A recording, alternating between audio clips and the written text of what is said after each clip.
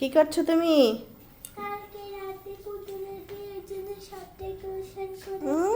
কি ডেকোরেশন করেছো? দেখো এই যেখানে পুতুলের ঘর বানিয়েছে, পুতুলের নাকি বিয়ে। এটা দেখো সাত মাতালা বানিয়েছে, দেখাচ্ছে তোমাদের। মানে ওঠাও তো দেখি, শোনা দেখি কিভাবে বানাইছো। চিন্তা করছো? ভিতরে দেখো ওই যে বর কনে সব বানিয়ে রাখছে। কি বুদ্ধি! ক্লে দিয়ে বানাইছো এটা, তাই না? রাখো। আর পুতুল দেখি, পুতুল কোথায় রেখেছো? এই যে ওর গায়ে হলুদ আর ওর দুইজনের দুইটা, হ্যাঁ দুই পুতুলের দুই জিনিস। হ্যাঁ গায়ে হলুদে পরে বিয়ে হয়, এক পুতুলেরই হয়। আর এখানে কি করেছো? ফুল আবার এগুলো লাগিয়েছো, দেখো কত সুন্দর করে। আবার এখানে দেখো একটা দোলনা বানিয়েছে।